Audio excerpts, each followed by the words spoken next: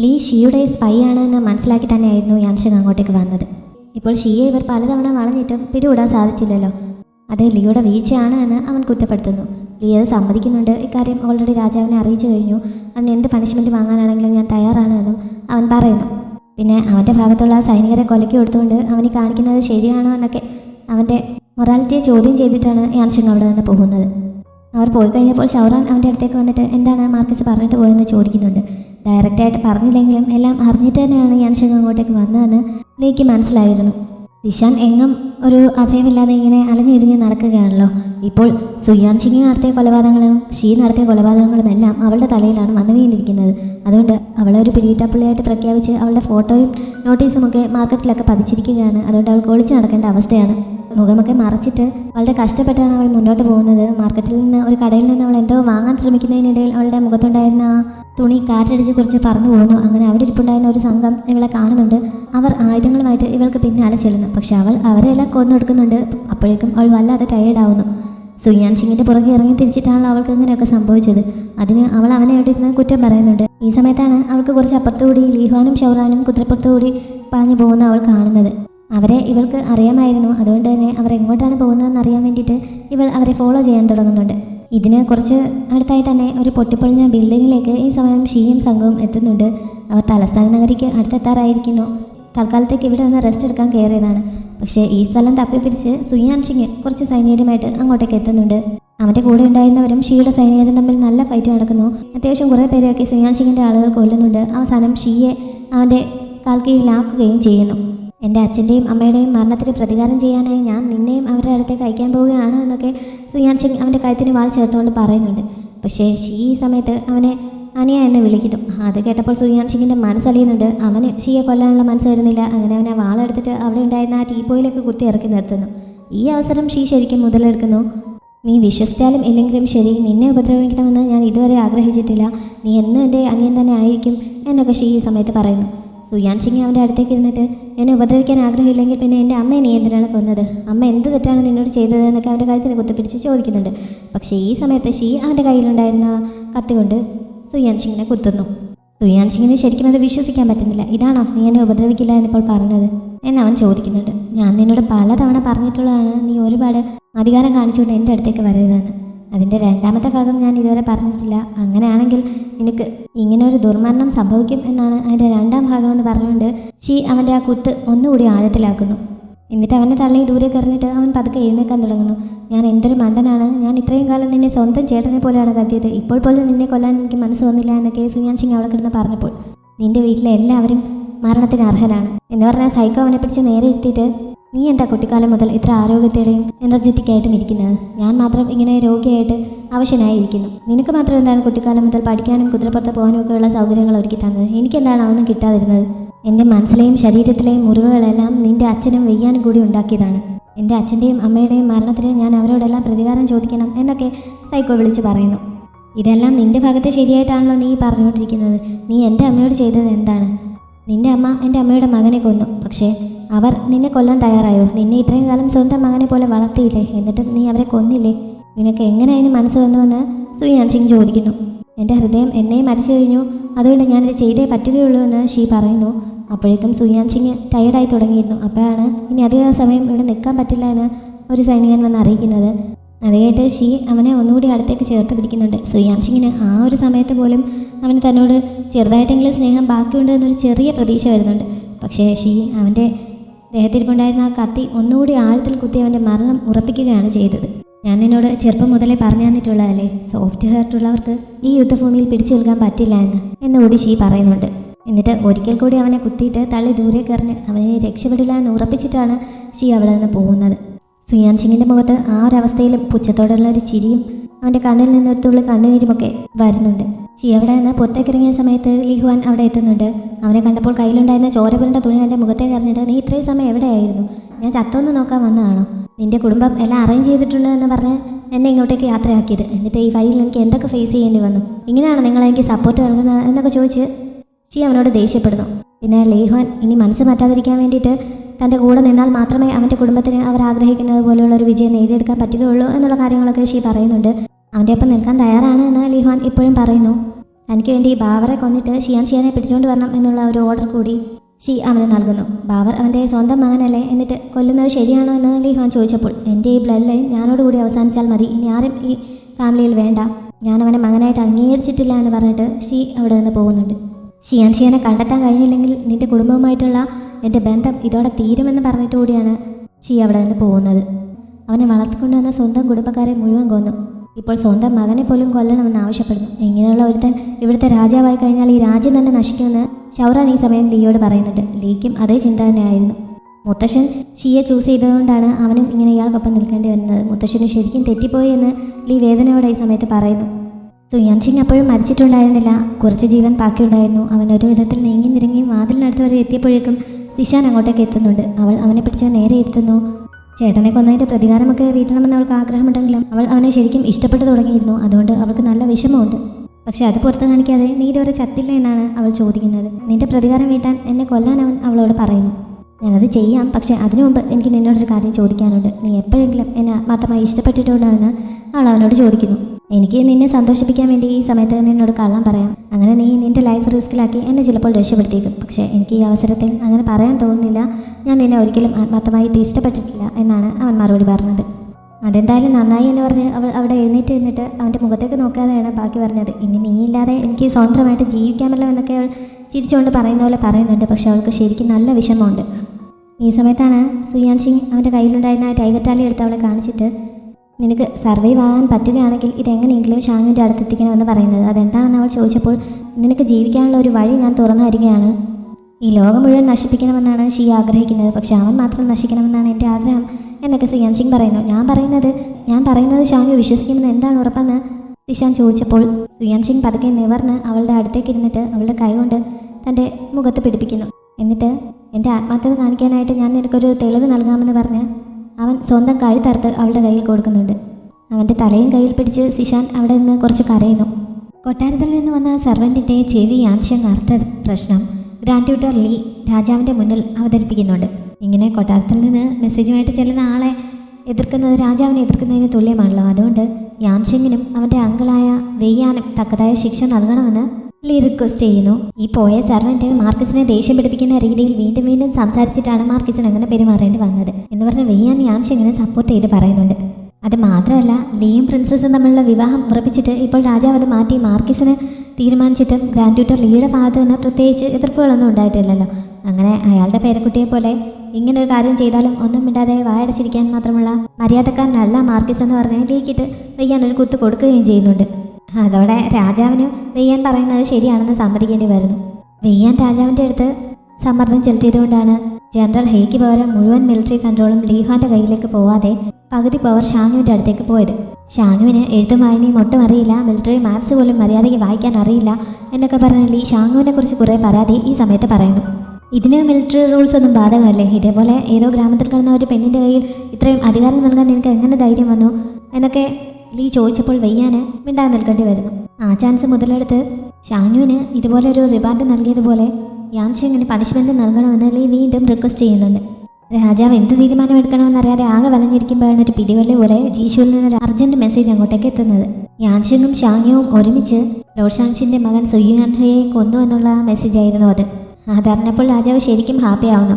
രാജാവിൻ്റെ അറിവിൽ അദ്ദേഹത്തിൻ്റെ ആ സിംഹാസനം തട്ടിയെടുക്കാൻ ശ്രമിച്ചുകൊണ്ടിരുന്നത് ഈ ലോഷാങ്ഷിനും അയാളുടെ മക്കളുമാണ്. അവരെല്ലാം ഇപ്പോൾ കൊല്ലപ്പെട്ട് കഴിഞ്ഞിരിക്കുന്നു. ഇനി തനിക്ക് സേഫായിട്ട് അവിടെ ഇരിക്കാമല്ലോ. ആ സന്തോഷത്തിൽ ഈ യാൻഷങ്ങിനുള്ള ശിക്ഷയൊക്കെ രാജാവ് ക്യാൻസൽ ചെയ്യുന്നുണ്ട്.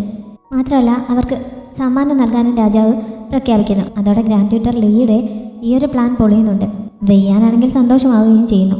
പ്രിൻസസ് തലസ്ഥാന നഗരിയിലേക്ക് തിരികെ പോകാൻ തീരുമാനിച്ചിരിക്കുകയാണ്. അവൾക്കൊരു ഫെയർവെൽ നൽകുന്നതിന് വേണ്ടി അന്ന് രാത്രി ഷാങ്ങു ഒരു പാർട്ടി വെച്ചിട്ടുണ്ട്. ആ പാർട്ടിയിൽ പങ്കെടുക്കാൻ പോകുന്നുണ്ടോ എന്ന് ഷൗറാൻ ലീയോട് ചോദിക്കുന്നു. പക്ഷേ ലീ അതിന് മറുപടി ഒന്നും പറയാതെ അവൻ അവിടെ നിന്ന് പറഞ്ഞയക്കുന്നുണ്ട്.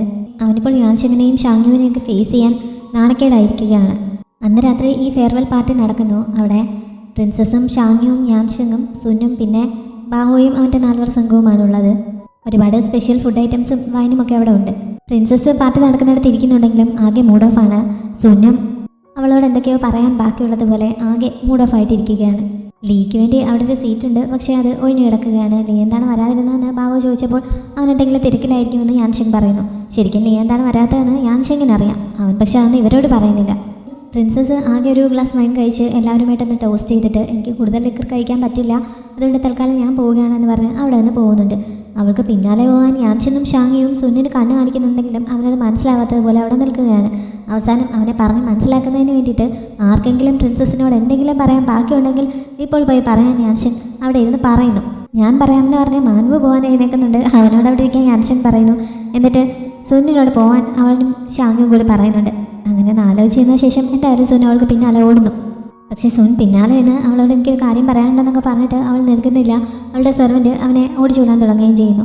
അവളവിടെ നിന്ന് കൊട്ടാരത്തിലെത്തി കഴിയുമ്പോൾ ഉത്തരമില്ലാത്ത കുറേ ചോദ്യങ്ങളുമായിട്ട് വിഷമിച്ചിരിക്കാൻ പാടില്ല, അതുകൊണ്ടാണ് സംസാരിക്കാൻ ആഗ്രഹിക്കുന്നതെന്ന് സുൻ വിളിച്ചു പറഞ്ഞപ്പോൾ പ്രിൻസസ് സെർവൻ്റെ കയ്യിൽ നിന്ന് ആ വിളക്ക് വാങ്ങിയിട്ട് അവളോട് കുറിച്ച് മാറി നിൽക്കാൻ പറയുന്നുണ്ട്. എന്നിട്ട് സുന്നുമായിട്ട് സംസാരിക്കാൻ തയ്യാറാവുന്നു.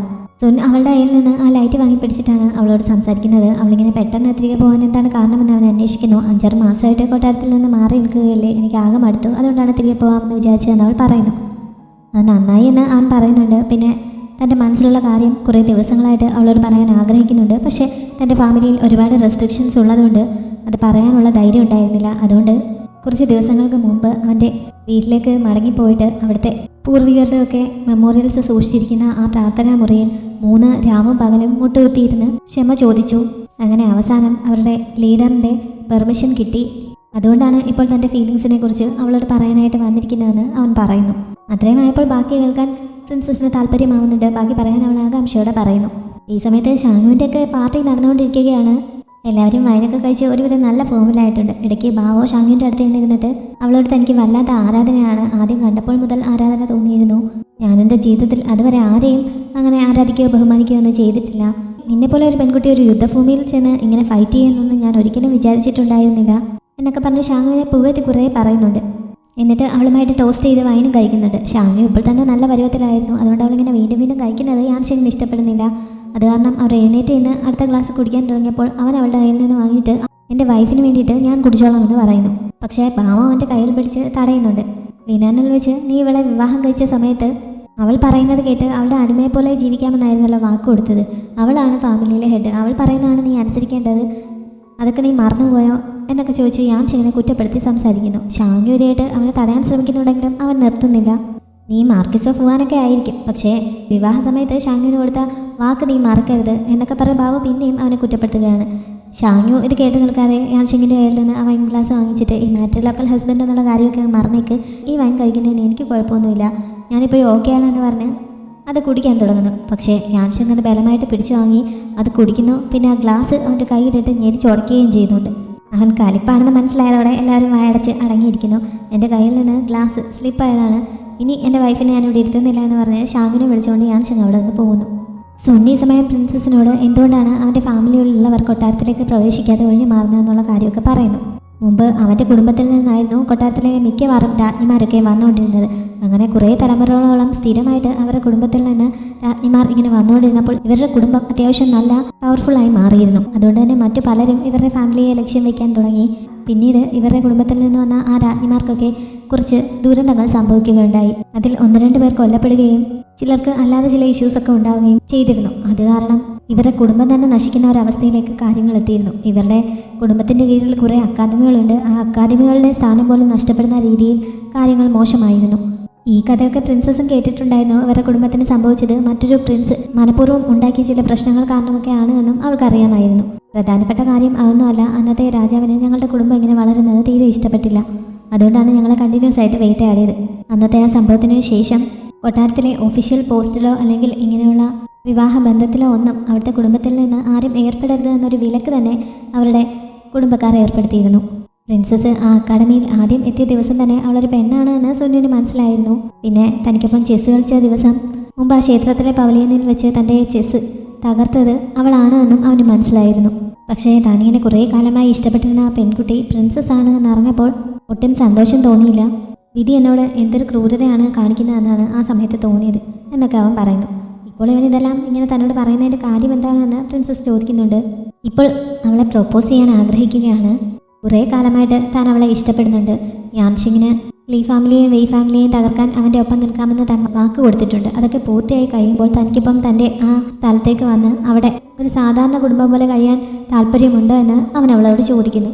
പ്രിൻസസിന് ഇത് കേട്ടപ്പോൾ സന്തോഷം കൊണ്ട് കണ്ണൊക്കെ നിറഞ്ഞു വരുന്നുണ്ട്. പക്ഷേ അവൾ പെട്ടെന്നൊരു മറുപടി പറയുന്നില്ല. അവളിങ്ങനെ മിണ്ടാതെ നിൽക്കുന്നുണ്ട്. പേടിക്കണ്ട, ഞാൻ പ്രിൻസസിനെ കൊണ്ടുപോയിട്ട് ബുദ്ധിമുട്ടിക്കുകയൊന്നുമില്ല. ഞങ്ങളുടെ കുടുംബത്തിൽ അത്യാവശ്യം സ്വത്തുവകകളൊക്കെ ഉണ്ട്. അതുകൊണ്ട് കഷ്ടപ്പാടില്ലാതെ ജീവിക്കാനുള്ള സൗകര്യങ്ങളൊക്കെ അവിടെ ഉണ്ട് എന്ന് അവൻ പറയുന്നു. ഞാൻ നോയാണ് പറയുന്നതെങ്കിൽ നീ എന്ത് ചെയ്യുമെന്ന് പ്രിൻസസ് ഈ സമയത്ത് ചോദിക്കുന്നു. സുന്നതയായിട്ട് വല്ലാതെ ഷോക്കാവുന്നുണ്ട്. അവന് പെട്ടെന്ന് എന്ത് പറയണമെന്ന് പോലും അറിയാൻ പറ്റുന്നില്ല. കണ്ണിൽ നിന്നൊക്കെ നിറഞ്ഞൊഴുകുന്നുണ്ട്. അവൻ കുറച്ച് പുറയിലേക്ക് നീങ്ങിന്നിട്ട് അങ്ങനെയാണെങ്കിൽ ഞാൻ ഈ പറഞ്ഞതൊക്കെ ക്ഷമിക്കണമെന്ന് പറയുന്നു. ശരിക്കും പ്രിൻസസ് അവനെ പറ്റിക്കാൻ വേണ്ടിയിട്ടാണ് അങ്ങനെ പറഞ്ഞത്. അവൾ കുറച്ച് മുന്നോട്ട് പോയിട്ട് പെട്ടെന്ന് തിരിഞ്ഞു നിന്നിട്ട് എനിക്ക് എൻ്റെ അക്കാഡമിയിലെ 10,000 ബുക്കുകൾ സ്ത്രീധനമായിട്ട് നൽകണം, അതിന് സമ്മതമാണോ എന്ന് ചോദിക്കുന്നു. അവൻ ആദ്യം അവൾ പറയുന്നത് വിശ്വാസം വരുന്നില്ല. അവനിങ്ങനെ മിണ്ടാതെ നിൽക്കുന്നുണ്ട്. നിനക്കിപ്പോൾ സമ്മതമല്ലേ എന്ന് അവൾ ചോദിച്ചപ്പോൾ എനിക്ക് സമ്മതമാണ്, ഞങ്ങൾക്ക് മൊത്തം 12 അക്കാഡമി ഉണ്ട്, അതിൽ ഏത് അക്കാഡമിയിലെ ബുക്സാണ് അവൾക്ക് വേണ്ടതെന്ന് അവൻ ചോദിക്കുന്നു. എനിക്കത് മുഴുവനും വേണമെന്ന് പ്രിൻസസ് പറയുന്നു. എന്തായാലും സുന്നിന് സന്തോഷമാവുന്നുണ്ട്. അങ്ങനെ അവരുടെ കാര്യം ഇവിടെ സെറ്റായിരിക്കുന്നു. പ്രിൻസസിൻ്റെ സെർവൻറ്റിനെ കുറിച്ച് അപ്പുറത്ത് നിന്ന് ഇതൊക്കെ കേൾക്കുന്നുണ്ടായിരുന്നില്ല. അവൾക്കും സന്തോഷമാവുന്നുണ്ട്. യാൻഷിങ് ഷാങ്ങുവിനെ ബലമായി പിടിച്ചുകൊണ്ട് അവളുടെ മുറിയിലേക്ക് പോവുകയായിരുന്നല്ലോ. കുറച്ച് അങ്ങോട്ട് ചെന്നപ്പോഴേക്കും ഷാങ്ങു അവൻ്റെ കയ്യിൽ പിടിപിടിപ്പിച്ചിട്ട് അവൻ്റെ സ്ഥാനപ്പേര് വിളിച്ചിട്ട് അങ്ങനെ എങ്ങോട്ടാണ് കൊണ്ടുപോകുന്നതെന്ന് ചോദിക്കുന്നു. ഇത് കേട്ടപ്പോൾ യാൻഷിങ്ങിന് നല്ല വിഷമവും ദേഷ്യവും ഒക്കെ വരുന്നു. ഇപ്പോഴും നിനക്ക് ഈ വിളി അവസാനിപ്പിക്കാറായില്ലേ? ഇതല്ലാതെ നിനക്ക് എന്ത് വേണമെങ്കിലും എന്നെ വിളിക്കാമെന്ന് അവൻ പറയുന്നു. ഷാങ്ങു അവൻ്റെ അടുത്തേക്ക് എന്നെ സൂക്ഷിച്ച് നോക്കിയിട്ട് നിൻ്റെ പേര് യാൻഷിങ് എന്നല്ലേ, ഞാൻ ഭാവിയിൽ നിന്നെ അങ്ങനെ വിളിച്ചോട്ടെ എന്ന് അവൻ്റെ മുഖത്തേക്ക് പിടിച്ചുകൊണ്ട് ചോദിക്കുന്നുണ്ട്. അവൾ ഭയങ്കര ക്യൂട്ടായിട്ടൊക്കെയാണ് ഇത് ചോദിക്കുന്നത്. ഇത് കണ്ടിട്ട് യാൻഷിങ്ങിന് അവനെ തന്നെ കൺട്രോൾ ചെയ്യാൻ പറ്റുന്നില്ല. അതിനിടയിൽ അവൾ അവൻ്റെ കയ്യിൽ പിടിച്ചിട്ട് നിൻ്റെ കയ്യിലെ മുറിവൊക്കെ ഭേദമായെന്ന് ചോദിക്കുന്നുണ്ട്. യാൻഷിങ് പെട്ടെന്ന് അവളെ പുറയിലേക്ക് ഭിത്തിയിലേക്ക് ചേർത്ത് നിർത്തിയിട്ട് കിസ് ചെയ്യുന്നുണ്ട്. കുറച്ച് കഴിഞ്ഞപ്പോൾ ഷാങ്ങു ഒഴിഞ്ഞു മാറുന്നു. അവൻ പക്ഷേ വിടാൻ ഭാവമില്ലാതെ അവളുടെ മുഖം പിടിച്ച് നേരെ നിർത്തിയിട്ട് എന്നെ കിസ് ചെയ്യാൻ അവളോട് പറയുന്നു. അങ്ങനെ അവൾ അവനെ വീണ്ടും കിസ് ചെയ്യുന്നുണ്ട്. കുറച്ച് പാഷനേറ്റ് ആയിട്ടുള്ള ഒരു കിസ്സായിരുന്നു ഇത്. രണ്ടുപേരെയും കൂടി കൈ പിടിച്ചിട്ട് ആ പുറയിലത്തെ ജനാലയിലെ കർട്ടനൊക്കെ കീറി പോകുന്നുണ്ട്. അടുത്ത ദിവസം രാവിലെ പ്രിൻസസ് തിരികെ പോകുന്ന സമയത്ത് സുന്നിനെ എവിടെയെങ്കിലും കാണാനുണ്ടായിരുന്നില്ല. പ്രിൻസസ് അവിടെ എവിടെയെങ്കിലും അവൻ നിൽപ്പുണ്ടോ എന്ന് തിരിയുന്നുണ്ടെങ്കിലും അവൾക്ക് അവനെ കാണാൻ പറ്റുന്നില്ല. അവളുടെ വണ്ടി അവിടെ നിന്ന് കുറച്ച് മുന്നോട്ട് പോയ ശേഷമാണ് സുൻ യാൻഷിങ്ങിനൊപ്പം സിറ്റി ഗേറ്റിൻ്റെ മുകളിലായിട്ട് വന്ന് അവരെ നോക്കുന്നത്. നിനക്ക് ഇത്ര മിസ് ചെയ്യുന്നുണ്ടെങ്കിൽ അവളുടെ അടുത്തേക്ക് ചെല്ലാമായിരുന്നില്ല എന്ന് യാൻഷിങ് ചോദിച്ചപ്പോൾ ഞാനങ്ങോട്ട് പോയിരുന്നെങ്കിൽ ചിലപ്പോൾ ഞാൻ അവളെ വിടില്ലായിരുന്നു, അതുകൊണ്ടാണ് പോകാതിരുന്നതെന്ന് സുൻ പറയുന്നു. നിൻ്റെ പ്രശ്നങ്ങളൊക്കെ സോൾവ് ചെയ്ത് കഴിയുമ്പോൾ ഞങ്ങൾ ഒരുമിച്ച് എൻ്റെ ടൗണിൽ പോയി അവിടെ സ്വസ്ഥമായി ജീവിക്കാമെന്നൊക്കെ പ്ലാൻ ചെയ്തിട്ടുണ്ട് എന്നൊക്കെ അവൻ യാൻഷിങ്ങിനോട് പറയുന്നുണ്ട്. ഇനിയിപ്പോൾ തലസ്ഥാന നഗരിയിലേക്ക് പോയി അവിടുത്തെ പ്രശ്നങ്ങളെല്ലാം എന്നേക്ക് സോൾവ് ചെയ്യാനുള്ള സമയമായി എന്ന് യാൻഷിങ് ഈ സമയത്ത് പറയുന്നു. പിന്നെ കാണിക്കുന്നത് തലസ്ഥാന നഗരിയിലെ ഒരു ക്ലബ് ഹൗസിൽ വെച്ച് വെയ്ഷുവാനും അതേപോലെ തന്നെ ലീയുടെ ഒരു സഹോദരനായിട്ടുള്ള ലീ ഹോയ്ഷാനും തമ്മിൽ ഒരു ഇഷ്യൂ ഉണ്ടാകുന്നതാണ്. ഇവർ രണ്ടുപേരുടെയും ഫാമിലി തമ്മിലുള്ള പ്രശ്നം ഈ തലമുറയിലൂടെയും ഇപ്പോഴും നടന്നുകൊണ്ടിരിക്കുകയാണ്. ഇവർ തമ്മിൽ എവിടെ വെച്ച് കണ്ടാലും തമ്മിൽ കുറ്റപ്പെടുത്താനും അടിയുണ്ടാക്കാനും ഒക്കെ നോക്കും. ഇപ്പോൾ ഇവിടെ വെച്ച് ലീ ഹോയ്ഷാൻ വെയ്ഷുവാനെ കളിയാക്കി സംസാരിക്കുന്നു. വെയ്ഷാൻ വെയ്യാൻ്റെ ശരിക്കുള്ള മകനല്ല, വെയ്യാനും ഭാര്യയും തമ്മിൽ അങ്ങനെ ഒരു ബന്ധമില്ല, അതുകൊണ്ടാണ് വെയ്യാൻ ഇവനോട് സ്നേഹം കാണിക്കാതെ അയാളുടെ സ്വന്തം രക്തത്തിലുള്ള യാൻഷിങ്ങിനെ മാത്രം ഇത്ര കെയർ ചെയ്യുന്നത് എന്നുള്ള രീതിയിൽ ലീ ഹോയ്ഷാൻ സംസാരിക്കുന്നു. വെയ്ഷാൻ ഇത് കേട്ട് ദേഷ്യം സഹിക്കാൻ വയ്യാതെ അവിടെ ഉണ്ടായിരുന്നവരെല്ലാം പുറത്താക്കിയിട്ട് ലീ ഹോയ്ഷാനെ തല്ലി ചതയ്ക്കുന്നിടത്ത് ഈ എപ്പിസോഡ് അവസാനിക്കുന്നു. പിന്നെ എപ്പിലോഗിൽ യാൻഷിങ്ങും ഷാങ്ങുവും നേരത്തെ കിസ് ചെയ്ത സമയത്ത് അവർ നിൽക്കുന്നതിൻ്റെ തൊട്ട് പുറയിലുണ്ടായിരുന്ന റൂമിൽ പ്രിൻസസിൻ്റെ സെർവൻസ് ഒക്കെ ഇരുന്ന് ഇവരുടെ ഈ കിസ്സിങ് കാണുന്നത് കാണിക്കുന്നുണ്ട്. അവർ ശബ്ദമൊന്നും ഉണ്ടാക്കാതെ ഫുഡ് കഴിച്ചുകൊണ്ട് ഇവരുടെ ഈ കിസ്സിങ് ആസ്വദിക്കുകയാണ്. അതേപോലെ തന്നെ യൂറിൻ പാസ് ചെയ്യാനായിട്ട് ആ ഭാഗത്തേക്ക് വന്ന മാനുവും ഈ കിസ്സിങ് കാണുന്നു. അവൻ ഓടിപ്പായി കുറച്ച് അപ്പുറത്ത് നിൽപ്പുണ്ടായിരുന്ന ബാവോയെ വിളിച്ചുകൊണ്ട് വന്ന് ഇത് കാണിക്കാനായി ശ്രമിക്കുന്നുണ്ടെങ്കിലും അപ്പോഴേക്കും അവർ അവിടെ നിന്ന് പോയി കഴിഞ്ഞിരുന്നു. സംഭവം എന്താണെന്ന് മാനുവിന് ബാവോയോട് പറയാൻ പറ്റുന്നില്ല. യാൻഷിങ്ങിൻ്റെ എന്തോ കാര്യമാണെന്ന് അറിഞ്ഞപ്പോൾ ബാവോ അവനോട് ദേഷ്യപ്പെടുന്നു. അവൻ ഒട്ടും മര്യാദക്കാരനല്ല. മുമ്പ് അവൻ ഷാങ്ങുവിനോട് നല്ല ആത്മാർത്ഥതയുള്ളതുപോലെയൊക്കെ കാണിച്ചു. എന്നിട്ടിപ്പോൾ അവൻ പ്രിൻസ് കൺസോർട്ട് ആവാൻ പോവുകയാണ്. അങ്ങനെ അവൻ ഷാങ്ങുവിനെ ഉപേക്ഷിക്കുകയാണെങ്കിൽ അവനെ ഞാൻ ശരിയാക്കും എന്നൊക്കെ ബാവോ പറയുന്നുണ്ട്.